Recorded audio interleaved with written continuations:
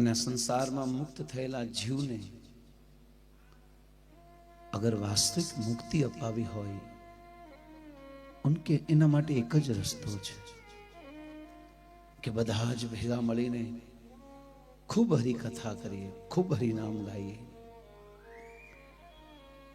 મૃત્યુ પામેલા જીવને અગર કંઈ દઈ શકાતું હોય તો જે આત્માનો ધર્મ છે हरिनाम और हरि कथा, यही हम इस शुद्ध आत्मा को समर्पित कर सकते हैं. और हमने सुना है कि જ્યારે રાજેશભાઈ પોતાનું શરીર ત્યાગ્યું ત્યારે એક બહુ મહાન ગ્રંથ છે જેનું નામ છે ભક્તમાલ.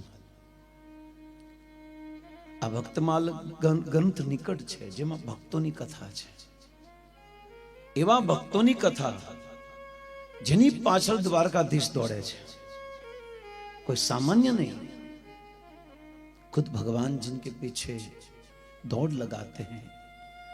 उन सभी पावन पवित्र भक्तों की गाथा को सम्मिलित करके ग्रंथ में समावेश किया है और वो है भक्तमाल. तो भक्तमाल ग्रंथ बाजूમાં છે. અંત સમય પ્રાણ છોડતી વખતે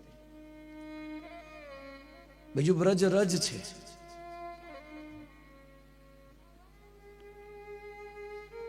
આનથી મોટું કદાચ સૌભાગ્ય પ્રાપ્ત કરવું બહુ મુશ્કેલ છે. અન્યથા કાળ તો ગમે ત્યારે આવી શકે છે, આનો કોઈ ભરોસો નથી. પણ સંતો કહે છે કે જ્યારે કાળ આવે ને ત્યારે જીવની શુદ્ધતા અને જીવની મુક્તિ હેતુ કોઈ પ્રમાણ હે. જેમનું મૃત્યુ સુધરી જાય, જેમના મૃત્યુ નજીક કાળ આવે એની પહેલા કંઈક ભગવાનના પાર્ષદો અથવા ભગવાનના કોઈ અંશ યા ભગવાનની કોઈ શક્તિ યા ભગવાનનું કોઈ પ્રેમી ભક્ત આવી જાય, જીવન સાર્થક થઈ જાય છે. અમારે સંતો ગાય છે, इतना तो कर स्वामी जब प्राण तन से निकले, गोविंद नाम लेकर जब प्राण तन से निकले, गंगा जी का तट हो, यमुना का बंसी बट हो, मेरा सावरा निकट हो, जब प्राण तन से निकले, गोविंद नाम लेकर जब प्राण तन से निकले. જ્યારે ભગવાનની કોઈ ત્વદી વસ્તુ આપણી પાસે હોય तो समझ लो ये चीज भगवान ने ही दी है. જ્યારે સંસારનો બદ્ધ જીવ જ્યારે ભગવાનના ધામમાં પ્રવેશ કરે ત્યારે અનેક સૂચનો ભગવાન આપે છે. ये सब प्रमाण है. अंत समय कुछ ऐसी चीज आ जाए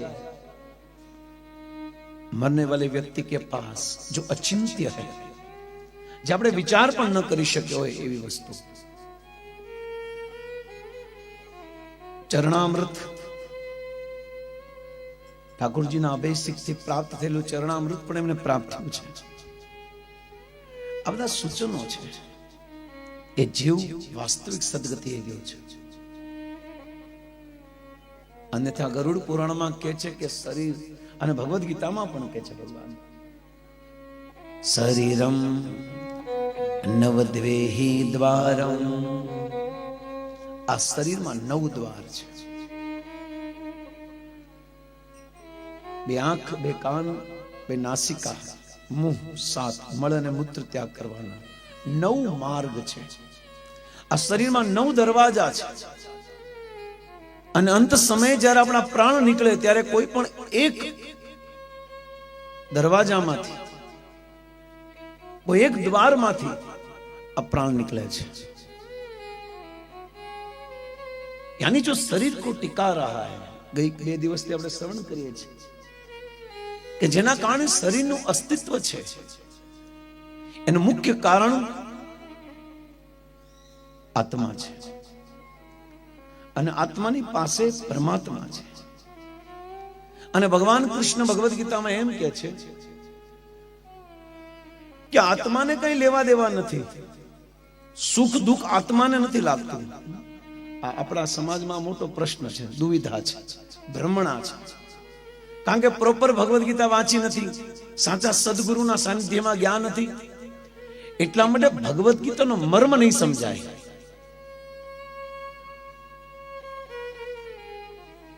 બહુ મહત્વપૂર્ણ વસ્તુ છે ભગવદ્ ગીતા.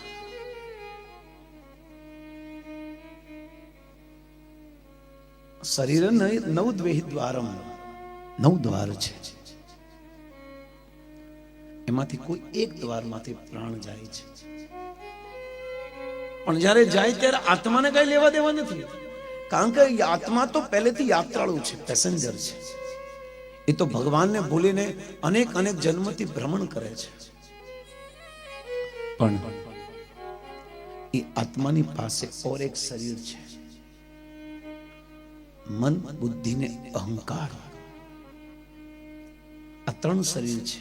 એક બહાર જે દેખાય જેને સ્થૂલ શરીર કહેવાય. ભગવાન ભગવદ્ ગીતામાં કહે છે, ભૂમિ આપ અનલો વાયુ ખમ બુદ્ધિ વચ અહંકારિતિ મન્યે ભિન્ન પ્રકૃતિ અષ્ટધા. પંચભૂતનું આ શરીર છે જે દેખાય. સ્થૂળનો અર્થ છે જે દેખાય. આ 5 તત્વોનું શરીર બન્યું છે. આ 5 તત્વોનું જગત બન્યું છે. આ દુનિયામાં જેટલી વસ્તુ દેખાય ને એ 5 તત્વોના મિશ્રણથી બન્યું છે. પૃથ્વી, જલ, વાયુ, આકાશ અને અગ્નિ. આ 5 વસ્તુને જ્યારે સંબલિત કરવામાં આવે ત્યારે બધી જ વસ્તુ બને છે. આ 5 વસ્તુને એકત્રિત કર્યું ત્યારે આ શરીર બન્યું.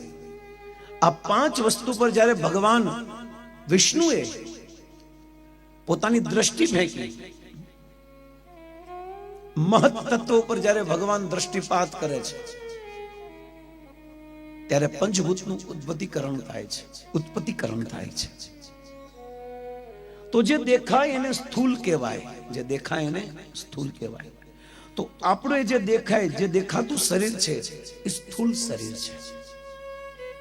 અને બીજું શરીર છે જેનું નામ છે સૂક્ષ્મ શરીર, જે ન દેખાય, જે દેખાય નહીં પણ અનુભવ થાય.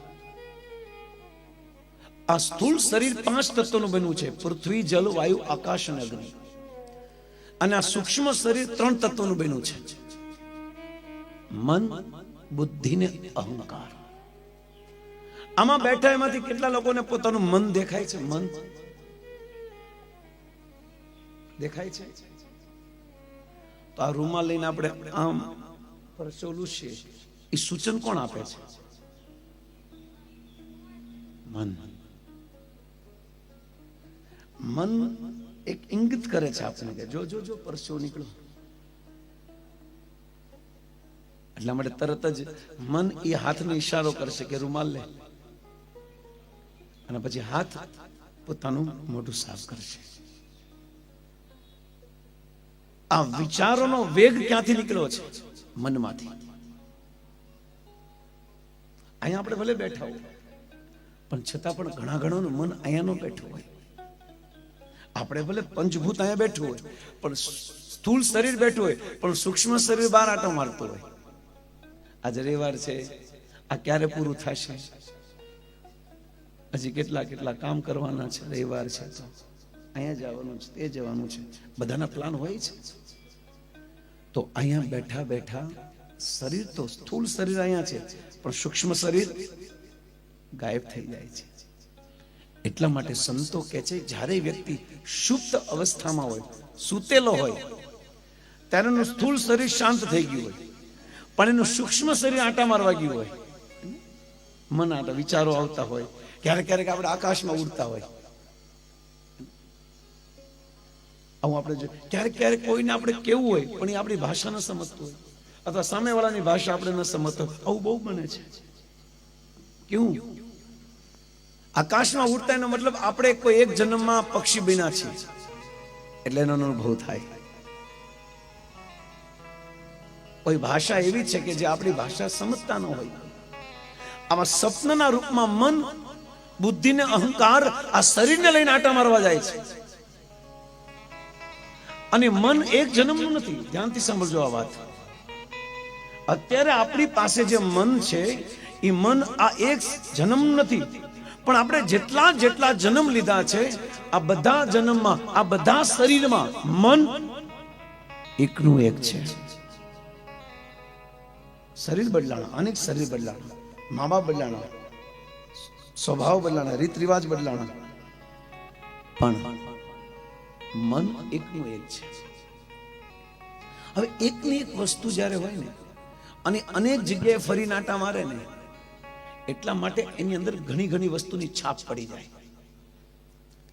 આ મનમાં અનેક વસ્તુઓની અનેક જન્મમાં અનેક શરીર ગ્રહણ કરવાને કારણે આ મનમાં અનેક વિચારોની છાપ પડી જાય છે.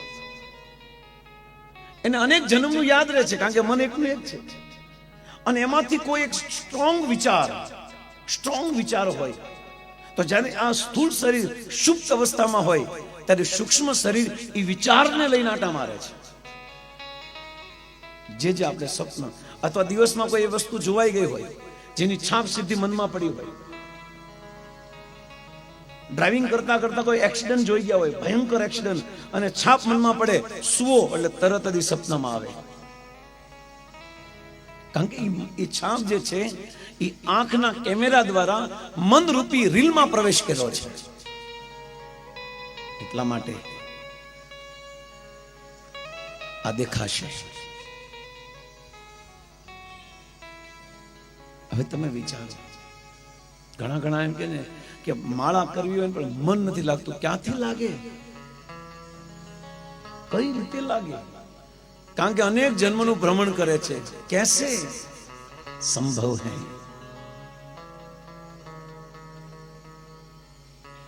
એટલા માટે આ મન સૂક્ષ્મ શરીર છે. ત્રણ પડ છે શરીરના, એક સ્થૂળ શરીર, એક સૂક્ષ્મ શરીર જે દેખાય નહીં પણ અનુભવ થાય. મન કોઈ જોયું? આમાંથી બેઠા જોયું છે તો હાથ નહીં. બુદ્ધિ જોઈ કોઈ? બુદ્ધિ આ પણ સૂક્ષ્મ તત્વ છે. બુદ્ધિ કોઈ જોઈ? પણ આમ ખબર પડે કે આ બેનમાં બુદ્ધિ ઓછી છે, આ ભાઈમાં બુદ્ધિ વધારે છે. જોઈ નથી પણ લખણ ઉપરથી ખબર પડે. આવું થાય.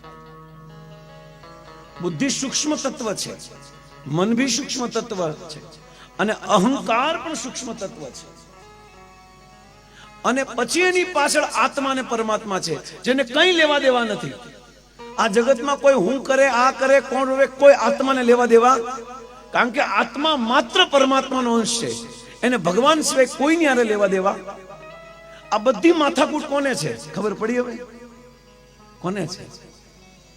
આ મનને છે. આ બધા પ્રોબ્લેમ, આ સુખ દુઃખનો અનુભવ આત્માને થાય છે, આત્માને નથી થતો.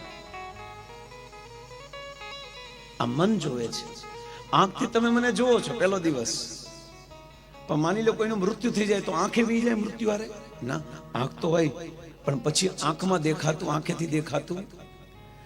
મરેલા વ્યક્તિના કાન પણ હોય છે પણ એને સંભળાતું. મરેલા વ્યક્તિની જીભ પણ હોય પણ એને સ્વાદ લેવાતું. એનો મતલબ કોણ જોવે છે, કોણ સાંભળે છે, કોણ સ્વાદનો અનુભવ કરે છે? હવે ખબર પડી કોણ કરે છે? કોણ કરે છે? મન. Very good. કોણ કરે છે? હવે તમે ચાલતા ચાલતા ઠેસ આવી આપને, અને આપણો જે નખ છે એ ઉખડી ગયો અને લોહી નીકળ્યું. એ વાગ્યું છે પગમાં, દુખી અહીંયા, આહુડ અહીંથી નીકળે. આ જો તો ખરા, આ ભગવાનની કળા જો. અથવા તો જ્યાં વાગ્યું હોય ત્યાંથી રોવું જોઈએ કે નહીં? તો નખ ઉખડી ગયો તો નખે રોવું જોઈએ. રોવે છે કોણ? આંખ. દુખે છે ક્યાં? અહીંયા. એનો મતલબ સુખ અને દુઃખનો અનુભવ કોને થાય છે? કોને થાય છે? મનને. જો હાથને થતો હોય તો મરી ગયા પછી હાથના કટકે કટકા કરી નાખો, કઈ થતું. પણ જ્યારે જીવિત હોય ત્યારે એકાદ કલાક વધારે બે ગયો તો ખાલી ચડી જાય આપણે, અને કોઈ ચોંટકો ભરે કેવું દુખે આપણે. પણ અગર એની અંદરથી આત્મા નીકળી જાય, મન બુદ્ધિ અહંકાર નીકળી જાય, પછી શરીરના કટકે કટકા કરી નાખો, કોઈ સુખ દુઃખ નો અનુભવ થાય. એનો મતલબ સુખ દુઃખ નો અનુભવ કોણ કરે છે? મન કરે છે. અચ્છા, એ સુખ દુઃખ નો અનુભવ મન કરે છે, પણ કોના માધ્યમથી કરે છે? કોના માધ્યમથી કરે છે? શરીર. સુખ દુઃખ નો અનુભવ એને માધ્યમ કોણ બને છે? શરીર. મેં કઈક આંખથી સારું જોયું એટલે મને મજા આવી. મેં કોઈ ખરાબ વસ્તુ જોઈ તો હું દુઃખી થઈ ગયો. સુખ દુઃખ નો અનુભવ મન કરે છે, પણ કોના માધ્યમથી કરે છે? શરીર માધ્યમથી. આત્માને તો કઈ લેવા દેવા નથી. હજી નોટ કરજો વાતને. ઘણા કે મારો આત્મા બળે છે, તારા આત્મા બળતો જ નથી, તું કોકને બાળે છે. આત્મા ક્યારે બળતો જ નથી. કારણ કે નૈનમ ચિંતનથી શસ્ત્રાણી નૈનમ દહતી પાવકમ વાંચાંસી જીર્ણાની યથા વ્યાય. આ બધા આત્માના લક્ષણો છે. અજો નિત્ય શાશ્વતો અયમ પુરાતન ન હન્યતે હન્યમાને શરીરે. અર્થાત આત્મા એક અદ્ભુત કૃષ્ણનો જ અંશ છે. એટલે આ જગતના કોઈ પણ વિકારો, કોઈ પણ સુખ દુઃખ આત્માને સ્પર્શ ન કરી શકે.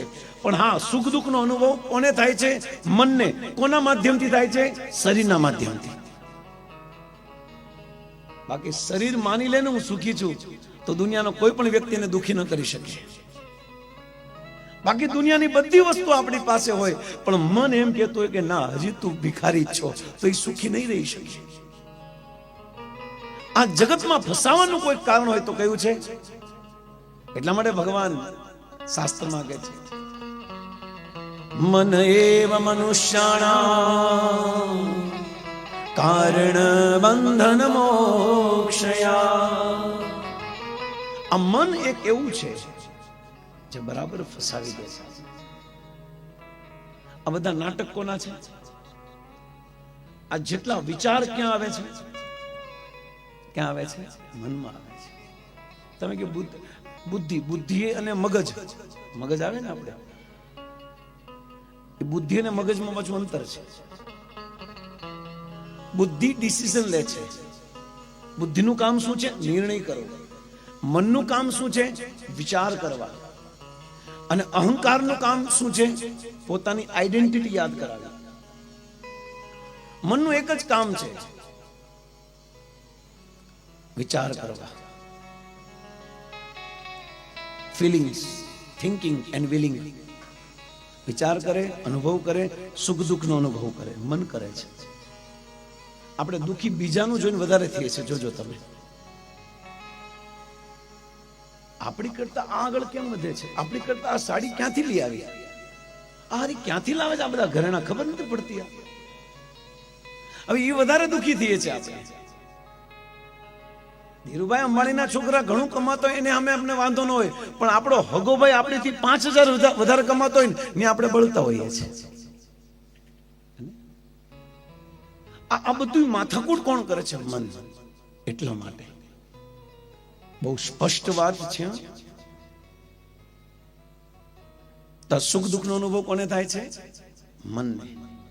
તો જ્યારે આ શરીર ન હોય, આ શરીર જ્યારે છૂટી જાય છે, સુખ દુઃખ નો અનુભવ કરે, માની લો શરીર 9 દ્વેહી દ્વારમ, આ શરીરમાં 9 દ્વાર છે, એમાંથી કોઈ એક દ્વારમાં મન, અંતિમ સમયે વિચારો ક્યાં આવે છે? બધા વિચારનું કામ શું છે? કોનું કામ છે? મનનું.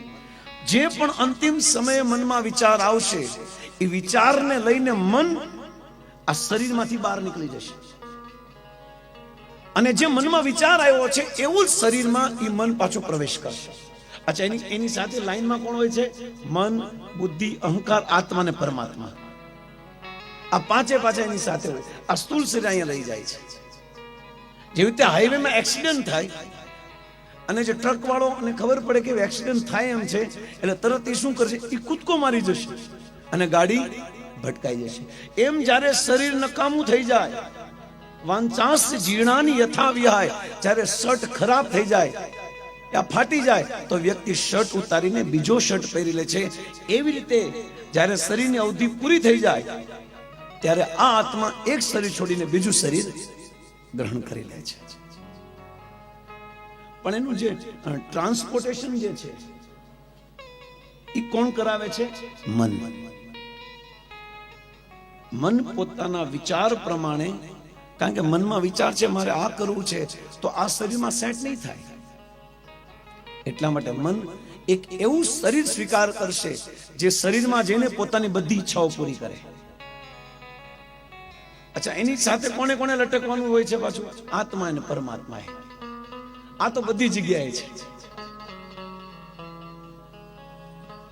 અને જ્યાં સુધી મન શુદ્ધ નહીં થાય ત્યાં સુધી આ જીવાત્મા ભગવાન સુધી પહોંચી શકશે નહીં. આખી ભગવદ ગીતા તમને કહી રહ્યો છું બહુ ઓછા સમયમાં, ધ્યાનથી સાંભળજો. એનો મતલબ 3 શરીર, એક સ્થૂળ, એક સૂક્ષ્મ અને ત્રીજું શરીર છે આધ્યાત્મિક, સ્પિરિચ્યુઅલ બોડી, જે 2 તત્વોનું બન્યું છે, આત્મા અને પરમાત્મા. સ્થૂળ શરીર 5 તત્વોનું બન્યું છે, પૃથ્વી, જલ, વાયુ, આકાશ અને અગ્નિ. સૂક્ષ્મ શરીર કેટલા તત્વોનું બન્યું છે? 3 તત્વોનું, મન, બુદ્ધિ ને અહંકાર. અને ત્રીજું શરીર જે છે એ કેટલા તત્વોનું બન્યું છે? 2 તત્વોનું. એ કયા? આત્મા અને પરમાત્મા. એનો મતલબ આપણી અંદર કેટલા શરીર છે? 3 શરીર છે. એક આ અંદર, બીજા 2. તો મૃત્યુ સમય શું થાય છે? સ્થૂળ શરીર અહીંયા રહી જાય છે અને સૂક્ષ્મ શરીર અને આધ્યાત્મિક શરીર નીકળી જાય છે, કોઈ બીજા શરીરમાં પ્રવેશ કરે. પણ બીજા શરીરમાં પ્રવેશ કરતા પહેલા એને 12 દિવસ લાગે. એટલે આપણે 12મું કરીએ છીએ. શાસ્ત્રમાં 12મું કે 13મું કીધું છે. જ્યારે પણ પુરુષ મૃત્યુ પામે તો એની પાછળ 12મું 13મું કરવું જોઈએ. કેમ? કારણ કે 13 દિવસ સુધી એ બીજા શરીરમાં જવાની તૈયારી અથવા બીજા શરીરમાં જવા માટેની તૈયારી 12 દિવસની છે. અને જ્યારે પ્રોપર શાસ્ત્રના આધાર ઉપર કોઈ વિધિ કરવામાં આવે છે, પાણી ઢોળ કરવામાં આવે છે, તો પરિવારના સહયોગથી કદાચ જીવ નિમ્ન ગતિએ જવાનો હોય, અધોગતિએ જવાનો હોય, પણ પરિવારના ભજન કીર્તનને કારણે જે જીવ નિમ્ન ગતિમાં જવાનો હોય એની જગ્યાએ ભગવાનના ધામમાં પહોંચી જાય છે. જેવી રીતે પંખો ફૂલ સ્પીડમાં શરૂ હોય, તમે સ્વિચ ઓફ કરી દો તો તરત પંખો ચોંટી જાય નહીં. ધીરે ધીરે ધીરે ધીરે ધીરે ધીરે પછી બંધ થશે ને. એમ જ્યારે શરીરમાંથી આત્મા નીકળી જાય છે પછી તરત જ એને બીજું શરીર મળતું એ જ અવધિ લાગે છે. અને 12 દિવસ કહે છે. 12 દિવસમાં, અને આ 12 દિવસમાં એ આત્માની યાત્રાની તૈયારી હોય છે. જો એને ભજન કીર્તન કર્યું છે, એમને સારા શુભ ચિહ્નો મળ્યા છે. જેવી રીતે આપણે રાજેશભાઈ અંત સમય બહુ સારા ચિહ્નો મળ્યા છે. તો જે વ્યક્તિ મૃત્યુ પામે એને નિશ્ચિત ભગવત ધામ મળે છે. પણ જેને ભજન નથી કર્યું, જેની અધોગતિ થાય, એને શું છે? એને 12 દિવસ સુધી ઘરના લોકો જે જે ક્રિયા કરે છે, જે પિંડદાન કરે, જે તર્પણ કરે, જે શ્રાદ્ધ કરે, આ શ્રાદ્ધના અનુસાર એને એક સ્પેશિયલ બોડી મળે છે. કારણ કે આ સ્થૂળ શરીર છૂટી ગયું, એટલે હવે એની પાસે કયું શરીર રહ્યું? સૂક્ષ્મ અને આધ્યાત્મિક. તો એ ટકી ન શક્યા. આના માટે શું જોઈએ? એક બોડી જોઈએ. એટલે પિંડ બનાવવામાં આવે. તમે જોજો પિંડ શું છે? આત્માનું આહવાન કરવામાં આવે છે. આ પિંડ એક શરીર છે.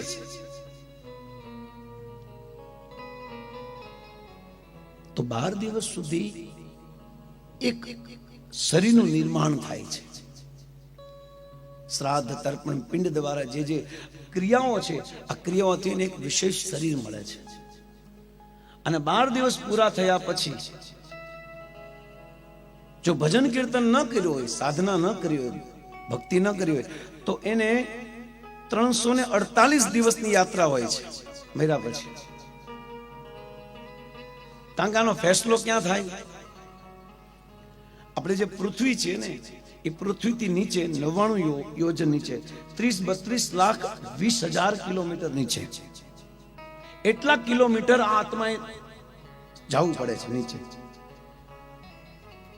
અને ત્યાં સુધી પહોંચવાનો સમય અવધિ આપણી ગણના પ્રમાણે 348 દિવસ થાય.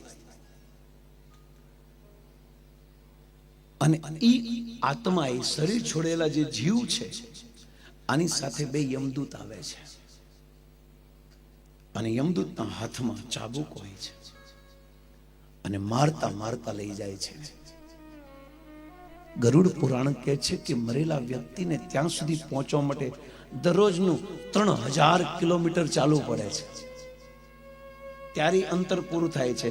અને 348 દિવસ અંતર્ગત એને 16 સ્ટોપ મળે છે, 16 વિસામા મળે છે. અને જો એના ઘરના પરિવારના લોકો એના માટે કોઈ સારા કામ કરતા હશે, તો જ્યાં એને એક વિસામો મળે, જેમ 16 સ્ટોપ મળે, તો ત્યાં ઘર પરિવારના લોકોએ જેમના પિતૃ માટે કંઈ કર્યું હશે ને, એ ત્યાં પહોંચશે. અને જો નહીં પહોંચે તો એ આપણા પિતૃ ભૂખ્યા ને તરસ્યા ન્યા જાય છે. ગરુડ પુરાણ પઢી આપ, એક સાથે 10 સૂર્યનો તાપ માથા ઉપર હોય છે જ્યારે જીવાત્માને મર્યા પછી લઈ જાય છે. એ જીવાત્મા કી યાત્રા હૈ. અને યમદૂત મારતા મારતા લઈ જાય છે. અને એના ઘરના પરિવારના લોકો જો એની પાછળ કઈ કરે નહીં ને, કારણ કે જ્યારે એના પરિવારના લોકો કંઈક એની પાછળ પિંડ કે શ્રાદ્ધ કરે ને, એમાંથી 25% એ મૃત્યુ પામેલા એ આપણા પિતૃને મળે છે, 25% આત્માને મળે છે, અને 25% યમદૂતને મળે છે, જેને લઈ જાય છે. અને લઈ જતા લઈ જતા લઈ જતા લઈ જતા અગર એના ઘર પરિવારના લોકો કઈ આપે નહીં તો ભૂખ્યો મરે છે. અને યમદૂત વધારે ચાબુકો મારે છે, કારણ કે એના લીધે એ પણ ભૂખ્યા રહે છે. આપણે એમ લાગે મૃત્યુ બહુ સહજ છે, આપણે ખબર જ નથી શું થાય છે, એટલા માટે વહેમમાં છીએ આપણે. આ જગતમાં જન્મ સુધારવા કરતા મરણ સુધારો. આ સંસારના બધા વિષય ભોગવવાથી વ્યક્તિ સુખી નથી થઈ જતો, પણ જ્યારે પોતાનું મરણ પવિત્ર બનાવી દે, જબ अपनी मौत को महोत्सव बना दे, એ જ એના જીવનનું કામ છે, જીવવાનું. બાકી ખાવું પીવું, સંતાન ઉત્પન્ન કરવા, બંગલા બાંધવા, આ તો પશુ પણ કરે છે, કોઈ નવીન વાત નથી. પણ મનુષ્ય માટે કોઈ વિશેષ પ્રયોજન ભગવાને આપ્યું છે, કોઈ વિશેષ. કરોડો અરબો કમાશું તો કઈ હોનાની રોટલી નહીં ખાઈએ, ઘઉંની રોટલી ખાવી પડશે. 2-5 વીઘામાં બંગલો હશે તો હુવા માટે 6 ફૂટ જ જોશે. એવું નથી કે આખા બંગલામાં પોળા થઈને હુઈ જશું. થોડા સોચો કે મનુષ્ય દેહ શું આ બધા સુખ ભોગ માટે મળ્યો છે? અને કોણ સુખી થઈ ગયું એ બતાવો. પહેલા લિસ્ટ દો હમે કે આ જગતમાં કયો વ્યક્તિ સુખી થઈ ગયો છે. એક પણ વ્યક્તિ નહીં. ખાલી એને જોઈને આપણે હળગીએ છીએ, બીજું કાંઈ નથી. અથવા તો કોણ સુખી છે એ બતાવો. કાલની જેમ સરપંચની જેમ બધા દુખી છે. શા માટે સમય વ્યતીત કરી રહ્યા છે આપણે? એક સેકન્ડ આપણા માટે બહુ મહત્વની છે. ચાણક્ય પંડિત કહે છે કે 1 સેકન્ડ જો જીવનમાંથી વહી જશે ને, અને આ સેકન્ડને પાછી લેવા માટે, આ સમયને પાછા લેવા માટે કદાચ કરોડો રૂપિયા આપશો ને, તો વ્યતીત થયેલી વીતેલો સમય પાછો આપને નથી મળવાનો. હરેક ક્ષણે વ્યક્તિએ જીવવું જોઈએ. જીવતા શીખવું પડશે આપણે. આ જગતમાં કોઈ પણ વ્યક્તિ નથી જે સુખી થઈ ગયો હોય અથવા સુખી છે. જો ધીરુભાઈ અંબાણીના છોકરા સુખી થઈ ગયા હોત ને તો પોતાની ફેક્ટરીમાં તાળા મારીને શાંતિથી રહેતા હોત. એ સુખી નથી.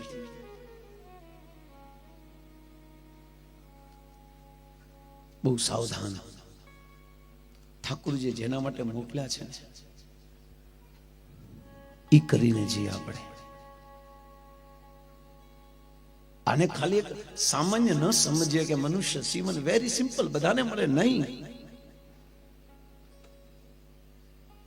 બહુ રેર કેસ છે. બહુ રેર લોકોને મનુષ્ય દેહ મળે છે. અને 16 સ્ટોપ 348 દિવસે પહોંચે છે ત્યાં. અને ત્યાં પહોંચ્યા પછી એનો ફેસલો થાય છે. ઉનકે હરેક કર્મ ઉનકે સાથ है. એના હરેક કર્મ ઈ પહોંચે ને એની પહેલાના કર્મ પહોંચી જાય છે ત્યાં. હું ને તમે જીવનમાં જે જે કર્મ કર્યા છે ને આ બધા કર્મોનું એક ફોલ્ડર બને છે. આ હૃદયમાં બેઠેલો પરમાત્મા આપણા જીવનના હરેક કાર્યને લખે છે, હરેક કર્મને લખે છે. અને જ્યારે મરશું ને તો મૃત્યુ પછી આ પરમાત્મા તરત જ આપણા જીવનનો આખો ડેટા, આખું જીવનમાં જે જે સારા કે ખરાબ કર્મ કર્યા છે આ બધાનું ફોલ્ડર મેલ કરે છે ચિત્રગુપ્તને. આપણે જ્યાં ચિત્રગુપ્ત પાસે પહોંચે ને 348 દિવસ લાગે ત્યાં પહોંચતા, એની પહેલા આપણો આખો બાયોડેટા ચિત્રગુપ્ત પાસે પહોંચી ગયો હોય છે. કોઈ મોટો શેઠ હોય ને એને ત્યાં નોકરીએ જવું હોય ને તો એની પહેલા એનો આખો બાયોડેટા જોઈએ છે. પહેલા જોઈ લેના કયા કયા કામ કર્યા છે. એ આવ્યો એની પહેલા એની બધું કુંડળી એની પાસે આવી ગયો હોય છે. કોઈની સાથે વિવાહ કરવો હોય તો એનો આખો બાયોડેટા આવી જાય છે. કયું કોળું, કયું મોસાળ પક્ષ, આ બધું જ આવી જાય છે. એવી જ રીતે આપણો આખો જ ક્યું ત્યાં જઈને પછી આપણે એમ કે પ્રભુ મેં આવું કઈ કર્યું નથી, તો તરત વિડીયો સાથે બતાવવામાં આવે કે આ કોણ છે, તું છો ને. અને ત્યારે કે છે યસ પ્રભુ. અને એ પ્રમાણે એને કર્મના ફળ ભોગવવા પડે છે. સારા કર્મ કર્યા હોય તો સ્વર્ગમાં મોકલે છે અને ખરાબ કર્મ કર્યા હોય તો નરકમાં મોકલે છે. પણ બંને બંધન છે. સ્વર્ગે બંધન છે અને નરકે બંધન છે. પાપ કર્યા પછી નરકમાં જઈએ અને જેટલા પાપ કર્યા છે ભોગ્યો પછી પાછું ક્યાં આવવાનું છે? પૃથ્વી લોકો. અને પુણ્ય કર્યા હોય તો એ પુણ્યનું ફળ ભોગવવા માટે પૃથ્વીમાં એવું કોઈ સ્થાન જ નથી જ્યાં વ્યક્તિ પોતાના પુણ્યના કર્મના ફળ ભોગવી શકે. એટલે પુણ્યના ફળને ભોગવવા માટે ભગવાને સ્વર્ગ લોકની સ્થાપના કરી છે. ત્યાં જાય જીવ અને ખૂબ સુખ ભોગવે. ત્યાં એક વિશેષ શરીર આપવામાં આવે છે જેને કહેવાય છે અદ્ભુત શરીર, ભોગ શરીર. અહીંયા આપણે મનુષ્ય શરીર છે. નરકમાં જશો તો યાતના શરીર મળે. હરેક જગ્યાએ દેશ કાળ સ્થિતિ પ્રમાણે હરેક લોકમાં એ લોકના વાતાવરણ પ્રમાણે આ શરીર આપને મળે છે. પણ ભગવદ ગીતામાં ભગવાન કહે છે ક્ષીણે પુણ્યે મૃત્યુલોક વિશંતિ. પણ જ્યારે આપણું પુણ્યનો ક્ષય થઈ જશે એટલે જીવાત્માએ પાછું અહીં આવવું પડશે સ્વર્ગથી. કારણ કે જેટલું આપણે ખબર ને પહેલા આપણે મોબાઈલમાં બેલેન્સ પુરાવતા, બેલેન્સ જેટલું રહે ને એટલે આપણે મોજ કરીએ અને બેલેન્સ પૂરું થઈ જાય પછી ફોન બોન લાગે એટલે આપણે શું કરવાનું? પાછું રિચાર્જ કરવા જવાનું. એમ પુણ્ય કર્મ શું છે? બેલેન્સ છે. પુણ્ય કર્મનું ફળ આપણું બેલેન્સ છે અને બેલેન્સને ક્યાં વાપરવા જવાનું? સ્વર્ગમાં. અને જેવું પૂરું થઈ જાય, બેલેન્સ પૂરું થઈ જાય, ક્ષીણે પુણ્યે મૃત્યુલોક વિશંતિ. અને એ જીવ પછી આ જગતમાં આવે છે. કઈ રીતે? વરસાદના રૂપમાં, પાણીના ટીપાના રૂપમાં એ જમીન ખેતરમાં જાય છે અને ખેતરમાં કોઈ અનાજ હોય છે એ અનાજમાં એ પ્રવેશ કરે છે અને અનાજ કોઈ પુરુષ ખાય છે અને પુરુષને શુક્રણ રૂપમાં એ સ્ત્રીમાં પ્રવેશ કરે છે અને એનો જન્મ અહીંયા થાય છે. આ પ્રક્રિયા છે. સ્વર્ગમાંથી પણ પતન થઈ શકે છે. અને નરક ભોગવ્યા પછી આવું અહીંયા પડે છે. કારણ કે બધા કર્મનો હિસાબ ક્યાંથી શરૂઆત થાય છે? આ મનુષ્ય શરીરથી. 9 દ્વેહી દ્વારમ, આ 9 દરવાજામાંથી કોઈ એક દરવાજામાં આ મન સૂક્ષ્મ શરીર અને આત્મા પરમાત્માને આધ્યાત્મિક શરીરને ખેંચીને લઈ જાય છે. પણ વિશેષતા, જ્યારે કોઈ વ્યક્તિના પ્રાણ મળ અને મૂત્ર ત્યાગ કરવાની જગ્યાએથી નીકળશે તો એ વ્યક્તિ નરકમાં જશે. જે વ્યક્તિના પ્રાણ આંખમાંથી, કાનમાંથી કે નાકમાંથી જશે, આ વ્યક્તિને સ્વર્ગ મળશે, સદગતિ મળશે. પણ જે વ્યક્તિના પ્રાણ મુખમાંથી હરિનું ભજન કરતા કરતા જશે, એ વ્યક્તિને વૈકુંઠ ધામ મળશે. એટલા માટે ભજન કરી લેવું જોઈએ આપણે.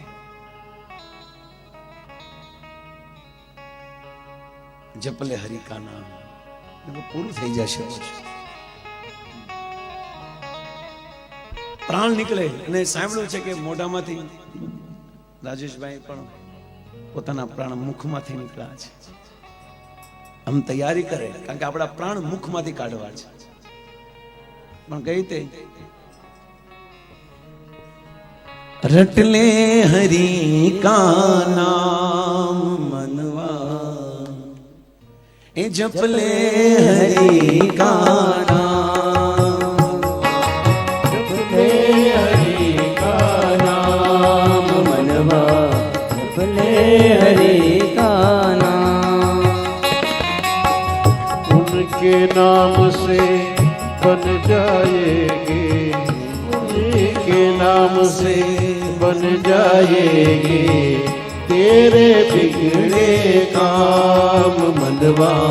जपले हरि का नाम मनवा, जपले हरि का नाम।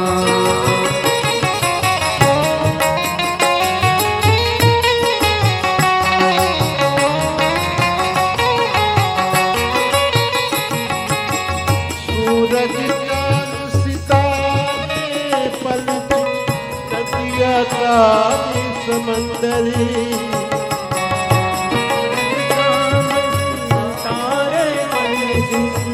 नदिया का समंदर,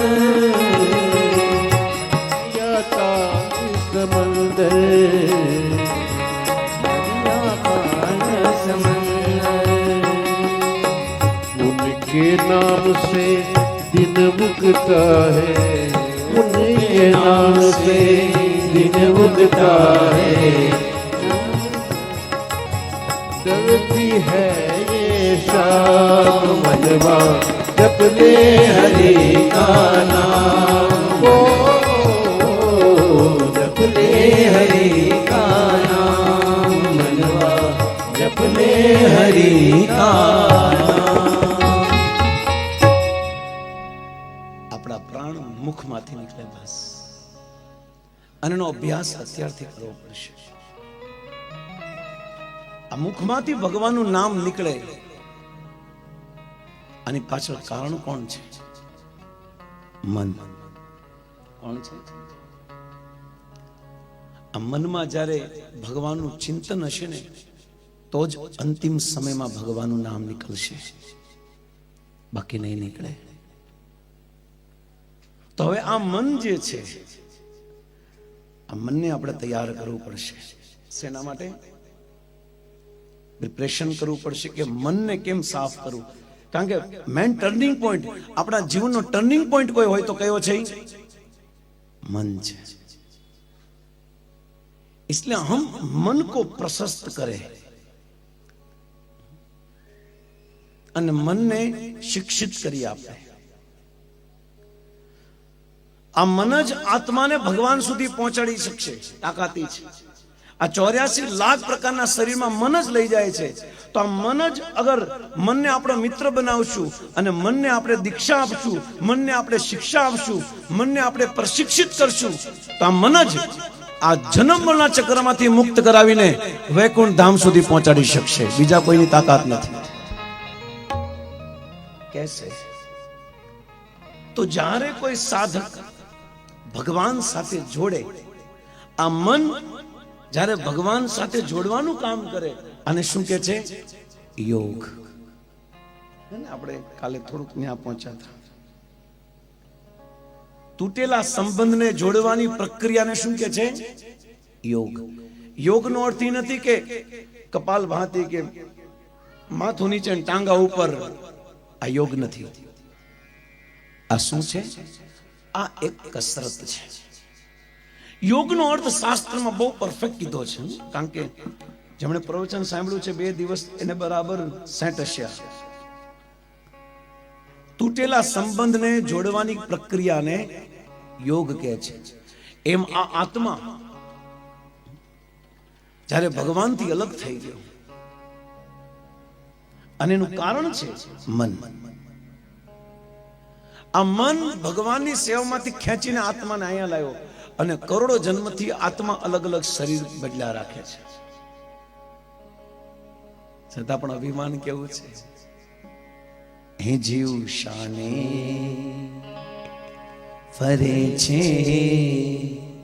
ગુમાનમાં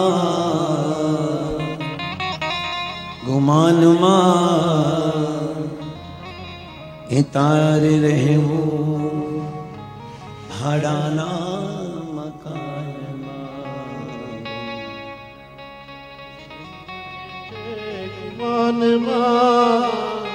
અભિમાનમાં તારે રહેવું ભાડાના મકાનમાં. જીવ શાને ફરે છે ગુમાનમાં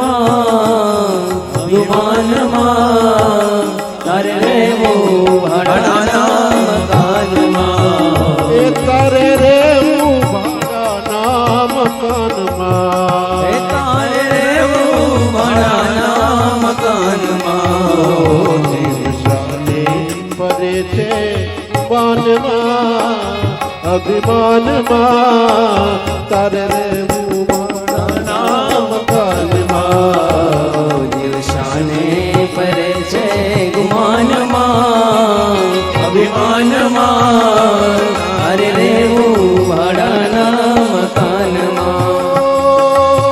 બંગલાને મોટરું હોય ભલે તારે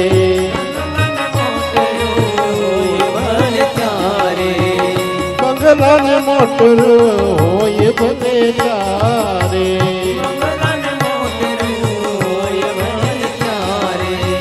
માલ ખજાના તારા આવે નહીં હારે. માલ ખજાના તારા આવે નહીં હારે. ઓ તારે જાવું છે તારે જાવું છે એ સંસારમાં તારે રહેવું ભાડાના મકાનમાં. જીવ શાને ભરે છે ગુમાનમાં અભિમાનમાં તારે રહેવું ભાડાના.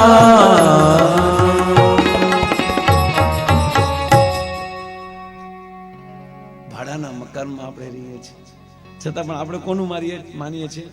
આપણું છે. આનો માલિક ગમે ત્યારે ખાલી કરાવશે મકાન. આમાં કોઈનું નહીં ચાલે. કોઈ પણ જગ્યાએ ગમે ત્યાં હશું ત્યાં આનો માલિક લાવ ભાઈ, પણ મારે હજી કેટલા કામ બાકી છે. હજી નવો માલ લીધો, એસોર્ટ કરવાનો બાકી છે, એ નહીં હાલે કાંઈ. ત્યારે શરીર છોડવું જ પડશે. અને જ્યાં સુધી ભાડે હશું ત્યાં સુધી ચિંતા હશે જ. એ શેડ ગમે ત્યારે ખાલી કરાવવાનો છે. એટલા માટે મનુષ્ય શરીર ભાડાના મકાનમાં ન જઈને મનુષ્ય શરીર મળ્યા પછી વ્યક્તિએ પોતાનું ઘર ગોતવું જોઈએ. કારણ કે જ્યારે ઘરનું ઘર મળી જાય ને ત્યારે એને ખાલી કરવું પડતું. અત્યારે આત્મા જે આ ઘરમાં છે, આ શરીર રૂપી ઘરમાં છે, આ બધા ભાડાના છે. અને આવા કેટલા બદલી નાખ્યા. પણ આ ભાડાના શરીર જ ન બદલવા હોય, આ ભાડાના મકાન ન બદલવા હોય તો શું રસ્તો છે? ઘરનું મકાન લઈ લો, પછી બદલવું પડશે. એમ મારું તમારું ઘરનું મકાન ક્યાં છે? વૈકુંઠ, વૃંદાવન. અને ત્યાં જ્યારે જઈશું ત્યારે આપણું આ ઘર ખાલી કોઈ કરાવશે. એની ઉપર ભગવાન કૃષ્ણ ભગવદ ગીતામાં કહે છે ન સૂર્યો ન શશાંકો ન પાવક યદ ભાષયતે સૂર્યો ન શશાંકો ન પાવક યદ ગત્વા નિવર્તન્તે તદ્ધામ પરમં મમ. હે અર્જુન, એકવાર મારી પાસે આવ્યા પછી અને બીજી વાર આ જગતમાં માના ગર્ભમાં 9 મહિના સુધી ઉલટા લટકવા જવું પડશે. એકવાર મારી પાસે આવવું પડશે, એકવાર ઘરનું મકાન લેવું પડશે, બાકી મેળ નહીં પડે આપણે. इसलिए આ પ્રક્રિયા છે, ભગવાન સાથે જોડવાની પ્રક્રિયા કઈ છે? જ્યારે કોઈ મકાન લઈએ, આપણે ફ્લેટ લઈએ, હપ્તા ભરવાના હોય તો આપણે ખબર છે પેલા બાનું દેવું પડે, બાનું દેવું પડે. પછી આપણા કાગળિયા પાક્કા હોવા જોઈએ પાછા, નકર બેંક વાળો લોન આપે. આપણા કર્મના કાગળિયામાં જો પાપ ભર્યા હોય તો આ સંસ્થાનો માલિક જે બેંકનો મેન ઓથોરાઇઝ પર્સન થઈને બેઠો છે, આ આપને લોન આપશે ને હજીભાઈ તારે આંટા મારવા પડશે. એટલા માટે આપણા કર્મના કાગળિયા ચોખ્ખા હોવા જોઈએ, તો જ આપણે ઘરનું ઘર ખરીદી શકશું, અન્યથા નહીં મળે. અને ઘરનું મકાન લેવા માટે પહેલા હપ્તો ભરવો પડશે. હપ્તો શું છે?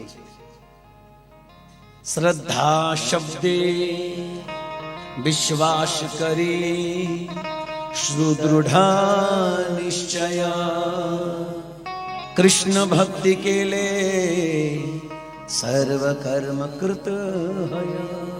શ્રદ્ધા. ભગવાનના ધામમાં મકાન લેવું હોય તો એમાં સૌથી પહેલી વસ્તુ જે ડિપોઝિટમાં મૂકવી પડશે, જે આપણે બાના પેટે મૂકવી પડશે, કયું છે? શ્રદ્ધા વગર ભગવાન નહીં સમજાય. બાઇબલમાં જીસસ ક્રાઇસ્ટ કહે છે, રાઈના દાણા જેટલી પણ શ્રદ્ધા જો ભગવાનમાં હશે ને તો મેરુ પર્વત જેટલી હલાવવાની તાકાત એક મનુષ્યમાં છે. એક રાઈના દાણા જેટલી શ્રદ્ધા હોય તો. આપણે આગળ શ્રદ્ધા છે પણ વધારે પડતી શ્રદ્ધા છે પાછી. આપણે ખબર, આપણે આગળ શ્રદ્ધા હોય પણ કોક ડાયા હોય પણ આપણે એનું કે વધારે પડતા ડાયા. અને એની કરતા પણ આપણો એક શબ્દ સ્પેશિયલ છે, દોઢ ડાયા. આની કરતા પણ સારો શબ્દ નીકળ્યો છે 1.5. એટલે ખબર પડી જાય કે આ વધારે પડતું. એક પતિ પત્ની યાત્રા કરે છે ટ્રેનમાં, ટિકિટ વાળા આવ્યો, ટિકિટ ત્યાં કે કેટલી આપો? તો કેટલી કીધી? 1.5 આપો. ત્યાં કે તમે બે છો ને આખી? તો કે ના, 1.5. કેમ? કારણ કે મારી આખી અને બાજુવાળો અમારા હસબન્ડ છે એની અડધી. કેમ? કારણ કે અડધું જ છે, એ કે અડધું જ છે. પણ આને છતાં કેટલી આપી? 2 આપી. એ કે તમને 1.5 ની આપું, કેટલી આપીશ? 2.5. કે મેં 1.5 કેમ?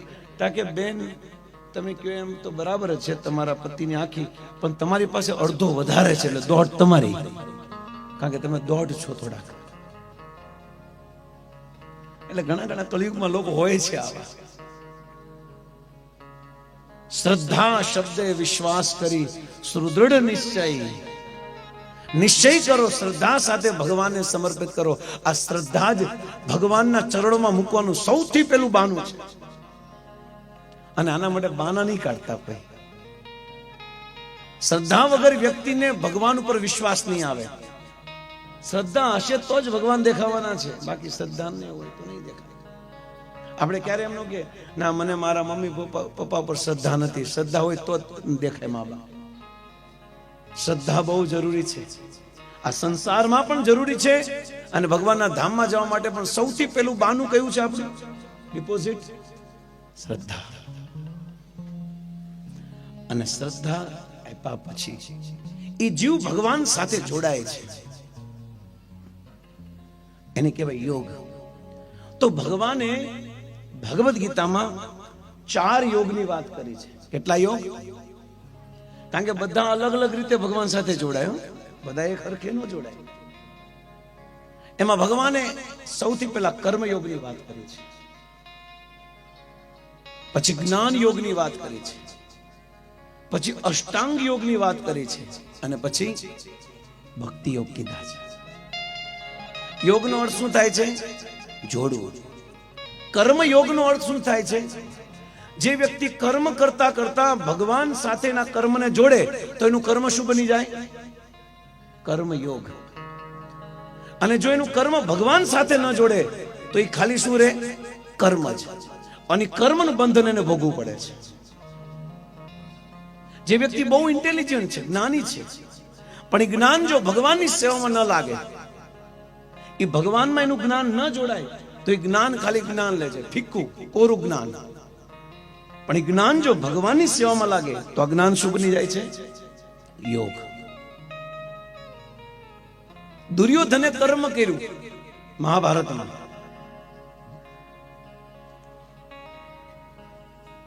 પણ દુર્યોધને પોતાનું કર્મ ભગવાન સાથે ન જોડ્યું એટલે દુર્યોધનનું કર્મ કર્મ જ રહી ગયું, વિષાદ જ રહી ગયો, દુઃખ જ રહી ગયું. પણ અર્જુનના જીવનમાં આ વિષાદ થયો, પણ એ પોતાનું દુઃખ કોને આપ્યું? કોને કીધું? ભગવાનને. એટલે અર્જુનનો વિષાદ યોગ થઈ ગયો. વિષાદ શું થઈ ગયો? યોગ. અને દુર્યોધનનું શું રહ્યું? વિષાદનો વિષાદ.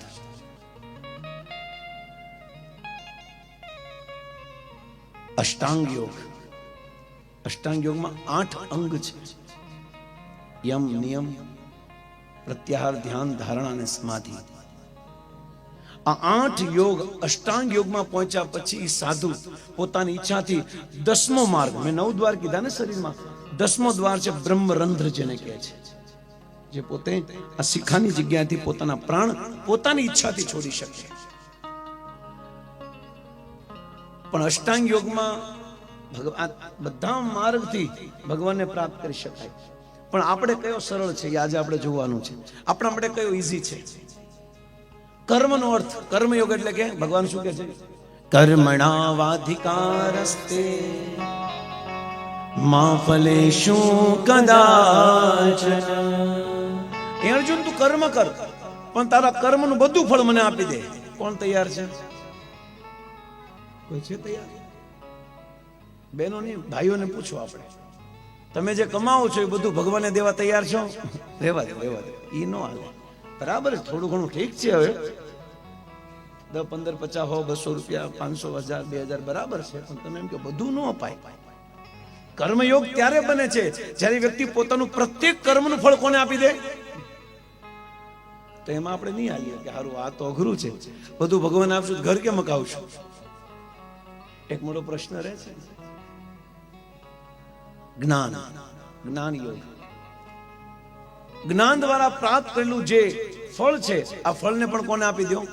ભગવાનને. આ નહીં થાય આપણે તો ભગવાન મળશે? તો આ કલયુગના લોકો માટે અઘરું છે. પછી કીધું અષ્ટાંગ યોગ. અષ્ટાંગ યોગથી ભગવાન સાથે સંબંધ જોડવો છે. યોગનો અર્થ શું છે? આત્માએ કોની સાથે સંબંધ જોડવો છે? ભગવાન સાથે. તો એક કર્મથી ભગવાન સાથે સંબંધ જોડાય, પણ એમાં શરત શું છે? કર્મનું ફળ કોને આપો? જ્ઞાન સાથે ભગવાન સાથે સંબંધ જોડાય, પણ જ્ઞાનનું ફળ કોને આપો? ત્રીજું અષ્ટાંગ યોગ. અષ્ટાંગ યોગ એટલે 8 યોગ. યમ એટલે કે શું કરવું, નિયમ એટલે કે શું ન કરવું. યમ એટલે શું ન કરવું, નિયમ એટલે શું કરવું. તો શું ન કરવુંમાં તો ઘણા આવે છે. નશો ન કરવો, દારૂ ન પીવો, જુગાર ન રમવો, માંસાહાર ન કરવું, વ્યભિચાર ન કરવો. આ ન કરવામાં આવે છે, આ બધી જગ્યાએ આવે છે. પણ આપણે હારી આદત જ પડી ગઈ છે, માવા વગર હાલતું જ નથી. બોલો કેવું ના કોઈ આપને ખબર પડી જ જાય કે આ માવો ખાઈની બાજુમાં જ બેહી ગયો હોય, લાવી કે અડધો આ ક્યાં શેકાઈ જાય કે ગરમીના લાઈ અને ખાતો હોય માવો. વ્યસન આ જગતમાં સૌથી મોટું મનુષ્ય માટે જો રોંગ વસ્તુ હોય તો વ્યસન છે. જે કરવાનું એ કરો ને, જે ન કરવાની કરવાનું શું કામ છે? ઘણા કે વ્યસન પ્રભુ તમને હું ખબર પડે, માવો ન ખાય ત્યાં સુધી આપણે હીરા નો દેખાય હરકાઈ કે તમે ક્યારે ચાખ્યો ને એટલે તમને લાગે. સિગરેટ બીડી નો પીવો ને એટલે તો સ્પેશિયલ અલગ અલગ જગ્યાએ સ્પેશિયલ સ્મોકિંગ ઝોન બન્યા છે કે જેને સિગરેટ પીવી એના માટે સ્પેશિયલ એક અલગ બોલો રૂમ બન્યો છે, ત્યાં જઈને બીડી ફૂક્યા હો. દારૂ પીવો એના માટે પણ વ્યવસ્થા છે બધી. ગુજરાતમાં મનાય છે પણ સૌથી વધારે પીવા અહીંયા છે. આ ફાર્મ શું છે? બહુ ઓછા ફાર્મ છે જ્યાં ભજન કીર્તન કે સારું થાય તો બધા, બાકી તો બધા ફાર્મ બે ફાર્મ જ થઈ ગયા છે. વ્યસન મનુષ્ય જીવનના પતનનું સૌથી મોટું કારણ છે, કારણ કે વ્યસન વ્યક્તિને ધ્યાન નહીં કરવા દે, સાધના નહીં કરવા દે. મનુષ્ય 4 પાયા ઉપર ઉભો છે. ધ્યાનથી સાંભળજો, આ મનુષ્ય દેહ 4 પાયા ઉપર ઉભો છે: સત્ય, દયા, તપ અને પવિત્રતા. જ્યારે કોઈ વ્યક્તિ વ્યસન કરે છે તો એ તપસ્યા નહીં કરી શકે. જોજો તમે 3 વાગે 1 વાગે કથા હાલતી હશે, 5 વાગ્યા સુધી હાલતી હશે ને, પણ 3 વાગે ને ચા પીવા જોવે છે એટલે તપસ્યા નહીં કરી શકે. શાંતિથી ભગવાનનું નામ લેતો હશે, ભગવાનની કથા સાંભળતો હશે, પણ અંદર માવા ખાવાની ઈચ્છા થશે. આ વ્યસન વ્યક્તિને તપસ્યા નહીં કરવા દે. એટલે જે વ્યક્તિ વ્યસન કરે છે એ મનુષ્ય જે 4 પાયા ઉપર ઉભો છે એમાંથી એક પાયો છે તપસ્યાનો. આ તપસ્યાનો પાયો તોડે છે. સત્ય. જે વ્યક્તિ જુગાર રમે છે એમાં તો ખોટું બોલવું જ પડે છે. તો જ્યારે કોઈ વ્યક્તિ જુગાર રમે છે અને ખોટું બોલે છે ત્યારે કયો પાયો તૂટે છે? સત્યનો. જ્યારે વ્યક્તિ માંસાહાર કરે છે, ઈંડા, માંસ, મટન જે ખાય છે, પર માટી ખાય છે, આનાથી મનુષ્યનો 3જો પાયો તૂટે છે, જે છે દયા. જ્યારે આપણે પશુને મારતા હોય ને ત્યારે દયા હોય નહીં, દયા વહી જાય અંદરથી. તારક મહેતા કે ઉલ્ટા ચશ્મા વાળી નહીં હો.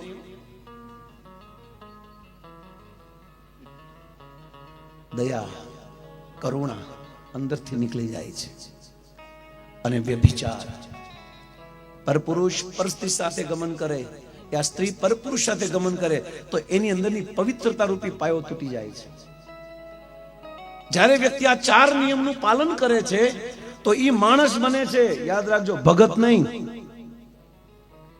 જે વ્યક્તિ નશો કરે છે, તમાકુ, બીડી, દારૂ, આજે નશો કરે છે, જે વ્યક્તિ માંસાહાર, ઈંડા, માંસ, મછલી, મટન આ બધું ખાય છે, જે વ્યક્તિ જુગાર રમે છે અને જે વ્યક્તિ વ્યભિચાર, આ 4 નિયમ તોડે છે, એનો મતલબ એ વ્યક્તિના જીવનમાંથી 4 પાયા તૂટી જાય છે. એ માણસ મનુષ્યના રૂપમાં જે 4 પાયાના આધારે આ મનુષ્ય ઉભો છે, પણ જ્યારે એ આ 4 નિયમને ફોલો નથી કરતા, આ 4 રેગ્યુલર પ્રિન્સિપલને તોડે છે, તો એ વ્યક્તિ શું માણસ બનતો નથી. અમારા ગુરુદેવ શ્રી પ્રભુપાદજી પાસે એકવાર વિદેશમાં એક વ્યક્તિ જેને કીધું, સ્વામીજી હવે હું ભગત બની ગયો. કેમ? કારણ કે હું નશો નથી કરતો, હું વ્યભિચાર નથી કરતો, હું માંસાહાર નથી કરતો અને જુગાર નથી રમતો. હવે ભગત બન્યો ને? સ્વામીજી કે ના, તું ભગત નહીં, હવે માણા બન્યો. ભગત પછીની વાત છે. આ સમાજમાં, સંસારમાં પહેલા માણસ બનવાની જરૂર છે, ભગત પછી બનશું આપણે. નશો તો માણસ માટે છે જ નહીં, વ્યસન જરૂરી છે, પણ વ્યસન કયું હોવું જોઈએ? જે ભોળાનાથને હતા, હરિનામનું નશો. રામ રામેતિ રામેતિ રમો રામે મનોરમે સહસ્રનામ અભિતુલ્યમ રામ નામ વરાયણે. આ વ્યસન ભગવાન શિવને વ્યસન ભાંગ પીવાનું નહોતું. આપણે બધા ભાંગના ના, શિવજી નામે ભાંગ કેટલી પીએ છે શિવરાત્રીમાં. પ્રભુ તમને ખબર ન પડે એ કે પેલા જે હતા ને શિવજી જે ભાંગ પીતા ને એ કલયુગમાં હવે દારૂ થઈ ગયું છે.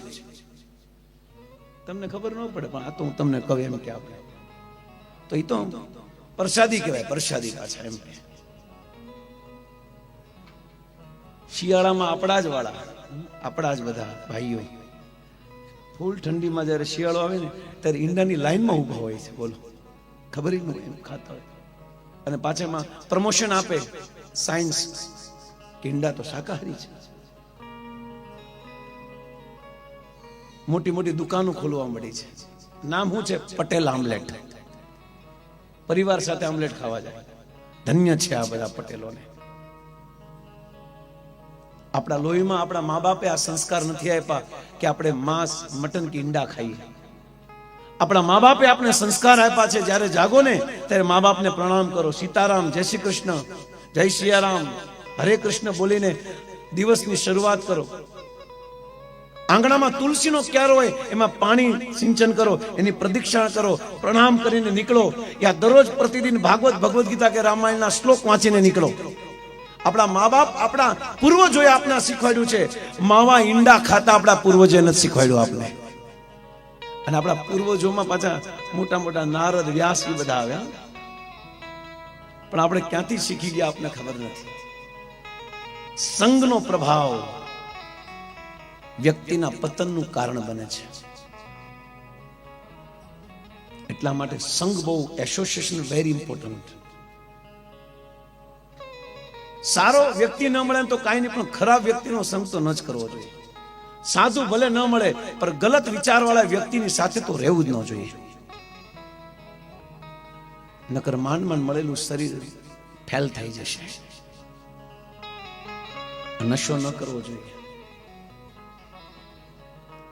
અને ત્યારે આ 4 નિયમને ફોલો કરે છે ત્યારે વ્યક્તિ શું બને છે? મનુષ્ય બને છે. અષ્ટાંગ યોગ જે છે, અષ્ટાંગ યોગમાં યમ, નિયમ, પ્રત્યાહાર, કેટલું ખાવું, ક્યારે ખાવું, અત્યારે તો કોઈ ઠેકાણું છે જ નહીં. બર્ગરની દુકાન ઉભી રહી, ઉભા રહે ખાઈ લે, હાલો ફાવે ત્યારે ખાઈએ છીએ. યમ, નિયમ, પ્રત્યાહાર, ધ્યાન. ધ્યાન અત્યારે કોણ કરે છે? ચાલો હું તમને કહું, ચાલો બધાએ 10 મિનિટ ધ્યાન કરવાનું છે. કોઈ ધ્યાન બેન ન થાય કલિયુગમાં. આંખ બંધ કરીને, આંખ બંધ કરો ને તો ઉઘરાણી વાળા યાદ આવે, ભગવાન યાદ આવે આપણે. અઘરું છે કલિયુગમાં ધ્યાન રાખવું, અઘરું છે. એટલે એક સંત કહે છે કલિયુગમાં ધ્યાન કરવાની જરૂર નથી, કલિયુગમાં પોતાનું ધ્યાન રાખવાની જરૂર છે. અઘરું છે. એટલા માટે ધ્યાન, ધારણા અને સમાધિ. અને છેલ્લું લેવલ કયું આવશે? તમને લાગે અહીંયા સુધી પહોંચી શકશું? પહેલામાં જ આપણે ખખડી જશું, નાપાસ, ફેલ. આ 8મા ધોરણમાં, આ 8મા અંગ સુધી કઈ રીતે પહોંચી શકશું? એટલા માટે આપણા માટે આ યોગ પણ નકામો છે. હવે છે ભક્તિ યોગ. કયો છે? અદ્ભુત ભક્તિ યોગ, સરળ, કોઈ પણ વ્યક્તિ કરી શકે.